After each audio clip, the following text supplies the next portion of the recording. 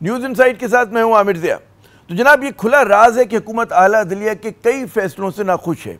ये भी कोई ढकी छुपी बात नहीं कि अब हुकूमत कोशा है कि किसी तरह इन फैसलों पर अमल दरामद को रोक सके। इस हदफ के असूल के लिए तरह तरह के जतन किए जा रहे हैं। क्योंकि हुकूमत बज़ाहिर इस बात से इनकारी है, लेकिन हर तरफ शोर है कि हुकूमत आइन में तरमीम करने जा रही है, जिसका मकसद आला अदलिया के पर काटना है। अगरचे वज़ीर कानून जो हैं वो जुडिशल पैकेज की खबरों को फाहे करार दे रहे हैं, लेकिन जब कौमी असम्बली के नए इजलास का एजेंडा सामने आया तो उसमें मुख्तलिफ अरकान की तरफ से ऐसी आइनी शिकों में तरमीम भी शामिल थी जिनका ताल्लुक बराह रास्त आला अदलिया से है। हैरत अंगेज बात यह है कि आइन की मुख्तलिफ शिकों में 8 के करीब तरमीम के सबसे ज़्यादा बिल्स जो हैं जमीयत उलमा इस्लाम के रुकन कौमी असम्बली नूर आलम साहब ने पेश करने थे। ये तमाम तरमीम भी अदलिया से मुताल्लिक थीं।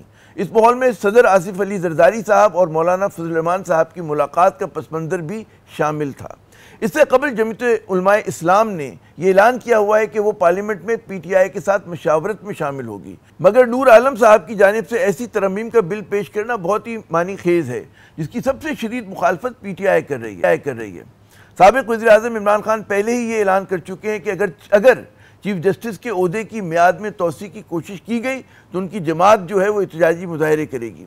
कौमी असम्बली का इजलास जुम्मे तक मुलतवी हो गया है और इसमें कोई बिल जो है पेश नहीं किया गया, लेकिन अदलिया के इख्तियारात कम करने की हुकूमती ख्वाहिश जो है वो छुपाए नहीं छुप रही। ज़राए से ऐसी खबरें आ रही हैं कि हुकूमत सुप्रीम कोर्ट के जजेस की तादाद बढ़ाकर 23 करना चाहती है। इसी तरह ये तरमीम भी मुतवक्को है कि जी नज़रसानी की अपील इससे बड़ा बेंच सुनने का मजाज होगा। साथ साथ ये तरमीम भी की जाएगी कि आइन में तरमीम का इतलाक माजी के फैसलों पर भी होगा।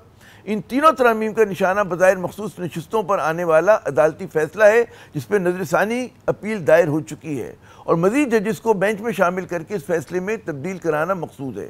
इस ख्वाहिश में न सिर्फ सुप्रीम कोर्ट के मुतालिक आइनी तरमीम शामिल है, बल्कि हाई कोर्ट के मुतालिक भी तरमीमी बिल शामिल है।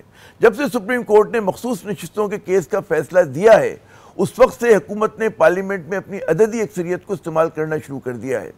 पहले मखसूस नशिस्तों के मुतालिक एक ऐसी कानून साजी की गई जिसका मकसद सुप्रीम कोर्ट के फैसलों को बेअसर करना था। अब आइनी तरमीम के लिए बेकरारी छलक रही है, लेकिन क्या सादा अक्सरियत से हुकूमत आला अदलिया के हवाले से ऐसी कानून साजी कर सकेगी जो खेल के असूलों को बदल दे?